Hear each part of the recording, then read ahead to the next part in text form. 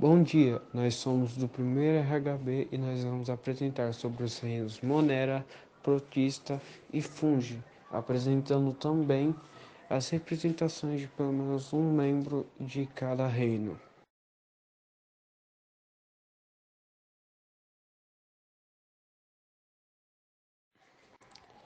Protozoários. Protozoários são, em sua maioria, microscópicos unicelulares, eucariontes e heterotróficos, que vivem em ambientes aquáticos úmidos. Eles podem viver sozinhos ou formar colônias, tendo neste uma especificação das células especializadas de reprodução. Os protozoários são classificados conforme o movimento utilizado para a locomoção.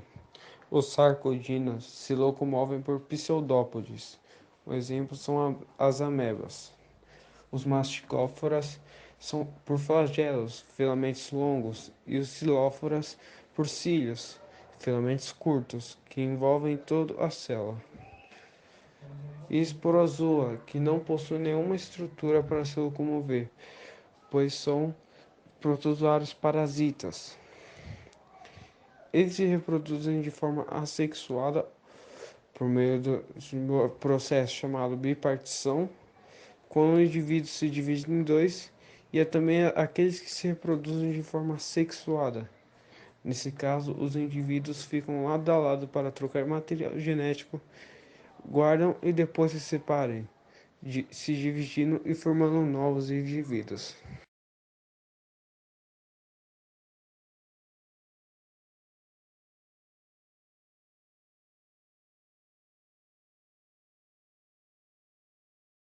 Oi, eu sou a Cauane e nesse trabalho de biologia eu fiquei responsável pelo reino protista e eu representei com massinha o que seria a estrutura de um protozoário. Bom, os protozoários são organismos unicelulares, eucariotas, heterotróficos e eles são bastante semelhantes aos animais. E a designação de protozoário significa proto, que significa primeiro, e zoa, que significa animal. Então, são organismos primários e eles podem viver tanto na água quanto no solo. Nessa representação, eu fiz essa bolinha azul aqui, ó, que representa o núcleo, as bolinhas laranjas, que são as organelas maiores, e as bolinhas amarelas, que são as organelas menores. E essas organelas específicas, elas são relacionadas principalmente com a locomoção e a nutrição e proteção dos protozoários. E o núcleo, né, que é onde ficou o retículo endoplasmático e também os lisossomos. Bom, é isso e essa foi a minha representação do que seria a parte de dentro, né, a estrutura de um protozoário. Reino Monera. O grupo Monera compreende as bactérias e as cianobactérias. Os seres do reino Monera são procariontes unicelulares. Eles podem ser autótrofos ou heterótrofos. Além disso, eles também podem ser anaeróbicos, depende de oxigênio, ou anaeróbicos. O oxigênio, nesse caso, é tóxico para eles. Ou também pode ser aeróbicos facultativos, que sobrevivem com oxigênio, mas não dependem dele. Elas são encontradas numa diversidade imensa de ambientes, como no solo, na água doce, no mar, no ar, na superfície e no interior dos organismos e dos materiais em decomposição. As bactérias podem viver isoladamente ou construir agrupamentos de colônias de diversos formatos, de acordo com a forma que apresentam, recebem uma denominação específicas. Bacilo, que é em forma de bastão, um cocos com formas esféricas, porém eles podem se associar formando diversos tipos de colônias, como diplocos, estafilococcus, streptococcus pneumococos e tétrades. Também tem os espirilos, que apresentam uma forma espiral, e os vibriões, em forma de vírgula. As cianobactérias são organismos unicelulares que podem viver isoladamente ou em colônias. Elas medem apenas alguns micrômetros, podendo ser visualizados com a ajuda de um microscópio. Elas realizam fotossíntese, mas a clorofila não está organizada nos cloroplastos como nas plantas, e sim dispersa no citoplasma, assim como outros pigmentos. Os formatos das cianobactérias variam entre esferas, bastões ou filamentos e podem ser encontrados no solo úmido, na água doce e no mar. O acúmulo de matéria orgânica nesses ambientes favorece o aparecimento e desenvolvimento das cianobactérias, que se proliferam rapidamente, produzindo um fenômeno chamado de eutrofização. Importante notar que, dependendo do sistema de classificação adotado, o reino Monera é atualmente considerado por uns e desconsiderado por outros cientistas. Assim, alguns estudos, o reino Monera poderia ser substituído por dois grupos: eubactérias, que engloba as bactérias verdadeiras e as cianobactérias, e as arqueobactérias, ou arqueas, algumas espécies que vivem em ambientes extremos.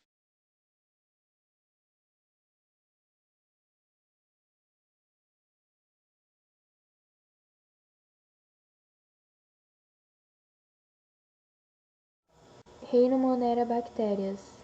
As bactérias são organismos simples, formados por apenas uma célula, sendo chamados, portanto, de seres unicelulares. Seu material genético DNA é encontrado disperso no citoplasma, pois não possuem carioteca delimitando seu núcleo. Bom, falando sobre a estrutura dessas células bacterianas, a maioria delas possuem parede celular, localizada externamente à membrana plasmática, que garante proteção e forma a célula. As bactérias podem ainda apresentar flagelos, estruturas locomotoras formadas principalmente por uma proteína denominada flagelina. As bactérias que não apresentam essa estrutura são denominadas atríquias. Outra estrutura encontrada nas bactérias são as fímbrias, que lembram os flagelos, porém atuam auxiliando na fixação das bactérias. Essas estruturas são formadas pela proteína pilina e se assemelham a pequenos pelos. São encontradas fímbrias, principalmente nas bactérias chamadas de gram-negativas. No citoplasma, observa-se a ausência de organelas membranosas e a presença de ribossomos, estruturas relacionadas com a síntese de proteínas. Os ribossomos estão presentes em grande quantidade e são menores que aqueles encontrados nas células eucarióticas. Nas células bacterianas, podemos encontrar também grânulos de reserva, que variam da natureza química. O nucleóide é o cromossomo bacteriano, que consiste numa única molécula circular de DNA que determina as características da célula e comanda suas atividades. Os ribossomos são pequenos corpos granulares, com os quais ocorre a síntese de proteínas. Eles movem-se livremente no citoplasma. A membrana plasmática, que envolve a célula bacteriana controlando as trocas de substância com o exterior, pode formar invaginações para o interior, em cuja superfície realizam processos como a respiração ou a fotossíntese. A cápsula bacteriana é uma estrutura grande presente em algumas células procarióticas. É uma camada rígida com bordas bem definidas, formada por uma série de polímeros orgânicos. Ela se deposita no exterior da parede celular bacteriana. Os mesossomos são formados por enzimas respiratórias e sua principal função é ser responsável pela respiração da bactéria. São uma invaginação e possuem a forma de lamelas ou vesículas da membrana celular. Por fim, os plasmídeos ou plasmídeos São células circulares duplas de DNA capazes de se reproduzir independentemente do DNA cromossômico. Bom, agora falando sobre as formas com que essas bactérias podem ser apresentadas, temos dois exemplos delas, como os bacilos, que são as bactérias com formato de bastão, e o espirilo, que são as bactérias com formato espiralado.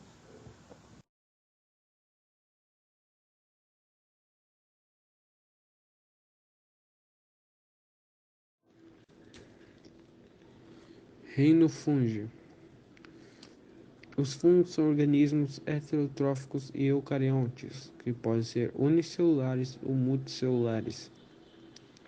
A grande maioria das espécies é filamentosa, sendo esses filamentos denominados de hifas. Alguns fungos são formados por várias hifas densamente unidas, que formam o chamado micélio. O micélio pode ser observado em cogumelos, por exemplo. A nutrição dos fungos é heterotrófica, ou seja, eles são organismos incapazes de sintetizar seu próprio alimento. Esses seres vivos geralmente liberam enzimas sobre o alimento e depois absorvem os nutrientes de que necessitam. Vale destacar que existem fungos parasitas, espécies que vivem de simbiose, e fungos saprófitos, que vivem de matéria orgânica retirada de seres mortos. Em ambos os casos, a nutrição é do tipo heterotrófica. Alguns fungos, para conduzir a energia de que necessitam, realizam o processo de fermentação. Esse é o caso de algumas leveduras que, por apresentarem essa propriedade, são muito utilizadas economicamente. Nos fungos, o glicosênio é o principal carboidrato de reserva. A produção dos fungos ocorre em sua grande maioria por meio de formação de esporos, quais podem ser produzidos de maneira sexuada ou assexuada. Esses esporos ajudam os fungos a se espalharem pelo ambiente, uma vez que são secos, pequenos, o que os permite ficar suspensos no ar. Alguns esporos são pegajosos e se espalham pelo meio, aderentes ao corpo de insetos, por exemplo, aqueles lançados pelos próprios fungos. Ao encontrarem um local adequado, os esporos germinam e dão origem a um novo fungo. A classificação tradicionalmente utilizada é a que representa a divisão em ciclofilos. Quitrídeos, organismos principalmente aquáticos. O micélio é cenocítico, apresentam esporos flagelados também. Zigomicetos possuem hifas principalmente cenocíticas. Nesse grupo temos os famosos mofos, que crescem, por exemplo, sobre pães e frutas. Glomeromicetos, grupos fungos merocísicos. Estima-se que mais de 80% de todas as espécies vegetais apresentam associações mutualísticas com esse tipo de fungo. O micélio apresenta hifas principalmente cenocíticas. Os ascomycetos, fungos com hifas septadas ou unicelulares. Os organismos pertencentes a esse grupo possuem hábitos de vida variados, sendo encontrados em ambientes aquáticos ou terrestres. Sua estrutura reprodutiva típica são os ascos, que apresentam em forma de taça. São considerados o maior grupo de fungos. Basidiomicetos apresentam hifas septadas. Sua estrutura típica de reprodução são os bacídios. Nesse grupo de fungos estão inclusos os cogumelos e a orelha de pau.